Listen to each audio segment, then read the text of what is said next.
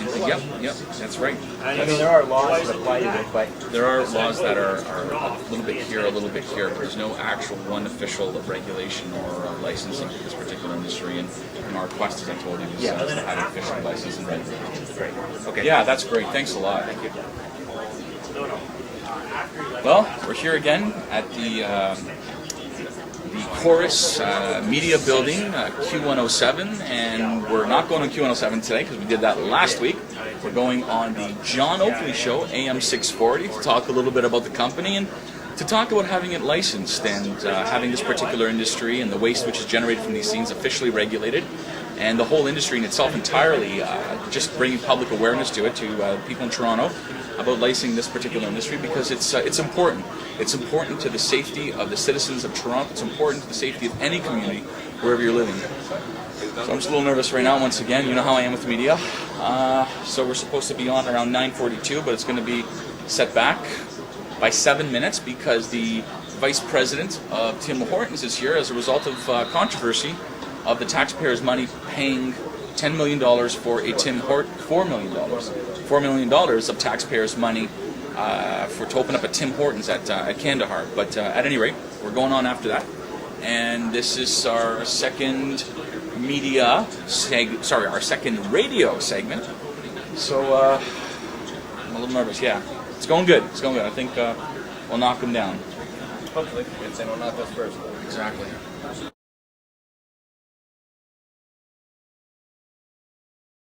Joe, Taste of Home. Whenever you want a taste of home, and maybe you've come to love fish and chips over the years, I'm talking about the authentic deal. I'm not just talking about fly-by-night sort of fast food manufactured stuff. Tim Hortons is great stuff, but also when it comes to fish and chips, Frank McNeese has got it going on at High Street. High Street in the Donwood Plaza, Don Mills. Now, Frank tells me, you know this trans fat thing, this whole idea of zero trans fat? Frank has gone to zero trans fat cooking oil.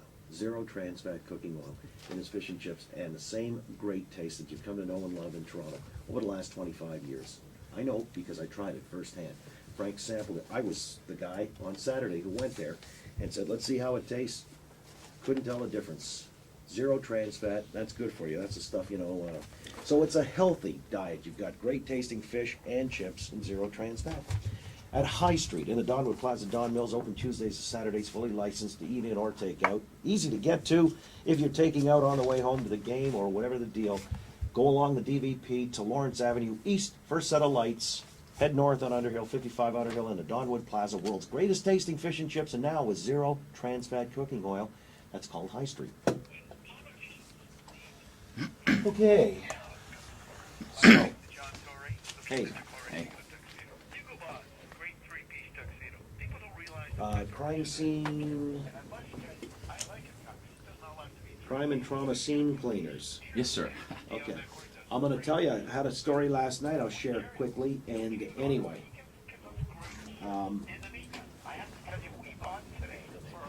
John, the actual, the business aspect is interesting, what they do for a living, but the other issue is that it's virtually unregulated. And let's say you're a landlord and you find a heroin addict in your flop house, dead of an overdose, he's been there for weeks or whatever. A landlord there's nothing to stop him from taking could be an AIDS infected, HIV infected needle, throwing it into the trash, maybe rolling up a carpet that's got blood, and it's toxic waste essentially. Yeah, or somebody's been receiving radiation therapy for cancer, and all their fluids are released. I mean, now you have radioactive fluids that have gone all throughout the apartment or the that's establishment. not good. No, it's not good at all. Okay. Sorry, I'm a little nervous here. That's all right, Christian. We'll put you on home here. We'll only have a few minutes. That's unfortunate because our time is so crazy on this morning show.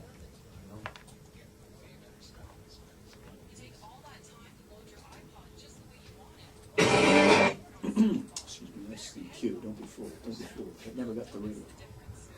Now, we're going to have to get all the good stuff out relatively early, guys. We've got about 4.5. That's about it here. So Okay. Go hard.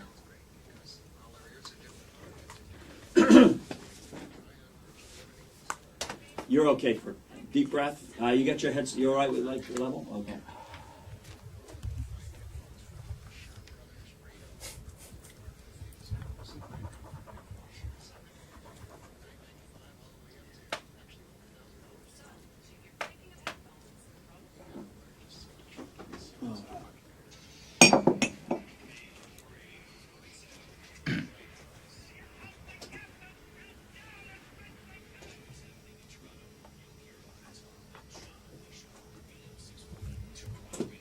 All right, our last order of business, I'm gonna dial it back to about, 12, 16 hours ago. Yesterday I come home from doing chores around 5:30 in the afternoon, and the alarm company's on the phone ringing away. The kitchen is a mess. What happened? In a nutshell, I get to a friend a couple of months ago had brought over a bottle of wine. It was some spicy Caribbean wine. Nobody touched it. And I guess the stuff had fermented because it blew up. And this stuff just splattered everywhere. I won't go into detail except to say I couldn't call anybody on short notice to come and clean it. So I'm there 4 hours on the detail watching the Leaf game. For 4 hours I'm cleaning up the splatter, and I'm thinking, if this was a crime scene, how the hell would I have ever gotten this done in short order? You need a specialist. And we got a specialist in the studio. Christian Cadieux is with us. He's with Crime and Trauma Scene Cleaners. And I only bring this up because it's coincidental, but man, all this red wine, the spicy wine, went everywhere, like 20 feet in each direction, no exaggeration. Wall ceilings, blew a little hole into the ceiling like a bullet. That was the force of this explosion of the bottle. I'm guessing it fermented or something. But, I mean, you face this on a daily basis. Yes, we do, John, on an ongoing basis, on a daily basis, where we encounter all types of situations, mostly unpleasant, from crime and trauma scenes, everything entailing a homicide or a suicide or human decomposition.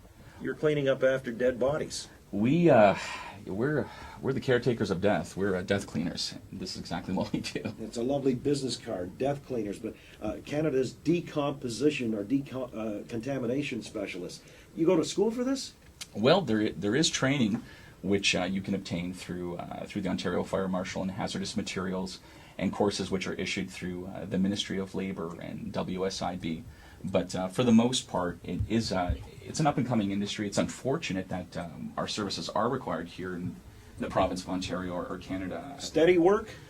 There's steady work, yeah. And needless to say, Is it dangerous work? I mean, it's extremely dangerous work. Really? As I tell the guy's dead? You're absolutely right, but everybody calls us up and then they want to come work for us because they think it's CSI and all this sensationalism. But for all intents and purposes, this is the worst job known to humanity. And there's nothing worse. And I challenge anyone to call us. From scraping off human remains from ceilings and walls to picking up intestines to feces, there's nothing that I know that is worse than this. Now, in some of the cases, we're told the contamination leaches into floorboards and wall boards and things like that. I mean, how do you get rid of that stuff? Well, it's an extremely complicated procedure, and as I tell everyone, please, before you even entertain the idea of trying to perform these procedures yourself, contact us so we can consult you and come and give you a free assessment and quotation of everything that is required. There are procedures that are required to perform these types of services and whatnot, but unfortunately, there's not a lot of regulation. And our quest, our whole spiel, our shtick is to have this particular industry, this channel of trade licensed here in the province of Ontario, very similar to 30 or 25, 35 years ago.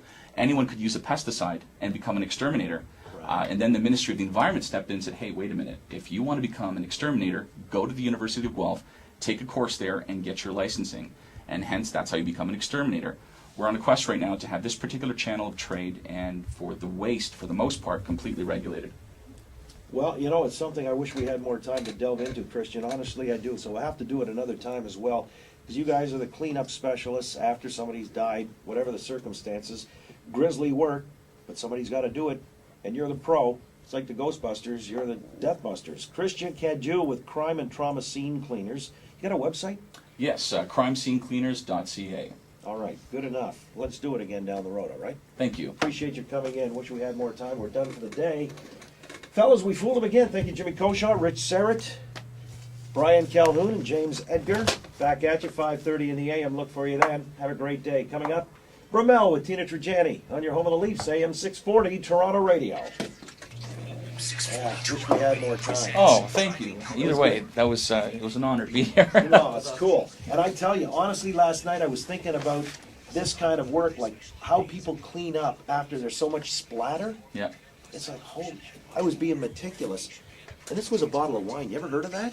It happens, absolutely. Absolutely. The pressure building up. Yeah. Yeah. It blew the thing. I wasn't there, obviously. If there's an odor or residual stain, let us know. We'll come by free of charge and we'll take care of it. Just don't worry about it. Just give me a call. Honestly, I mean, I'm most sincere. Actually, Ryan Parker has got a really bad pee problem with one of his kitties, and we just finished a job where the lady had 70 cats, and they defecated and urinated all over the place. And we're in there with full spacesuits and taking care of that. But no, if it's causing a residual odor or any problem, just give me a shout. No, I'm good. You know Yeah, what? you know, As I say, I spent 4 hours last night and I got the housekeeper in there doing the floors. The surprising thing were the shards of glass, there had to be a million of them. Yeah. Little wee ones. It Be must have very been careful. a bad gauge of a bottle. Yeah. Guy brought it in from Jamaica or the Caribbean or something. Oh, I'm sure that happens. Anyway, Hey, Christian, sorry we're really short for time. No, We'll it's do it again. We'll, Absolutely, thank yeah, you. yeah. I really appreciate yeah, that. no, that's good stuff. That's So we'll great. keep the card. Yes. All right. Thank you, John. It was a Appreciate it. pleasure. All I right. mean that. Thank Cool. you.